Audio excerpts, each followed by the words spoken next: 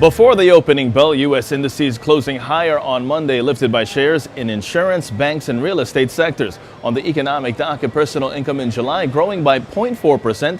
In line with expectations. Personal spending improving by 0.3% in July. The Dallas Fed Manufacturing Activity Index falling to negative 6.2 in August. This all while advancers ahead of decliners.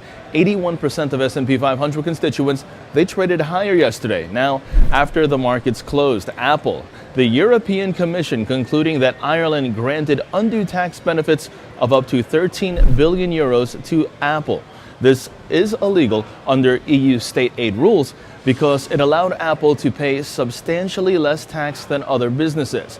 Ireland must now recover the illegal aid. This selective treatment allowed Apple to pay an effective corporate tax rate of just 1% on its European profits in 2003, down to 0.005% in 2014.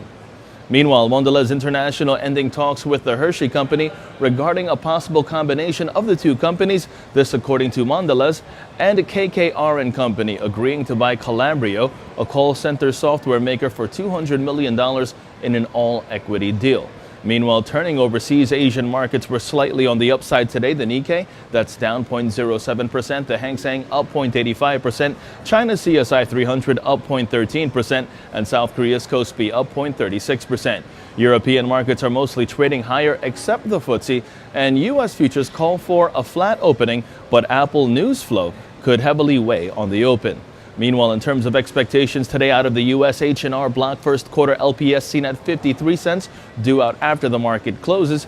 And economic data today, 9 o'clock in the morning, sees the S&P Case-Shiller 20 City Index.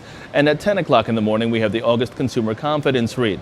Meanwhile, over in the markets, the SP 500 sees the bias remain bullish. The relative strength index lacking downward momentum, so long positions above 2165 are favored, with targets at 2187 and 2191 in extension. The Nasdaq, meanwhile, seeing a rebound expected, preferring long positions above 4775, and the Dow Jones sees a rebound, preferring long positions above 18,350.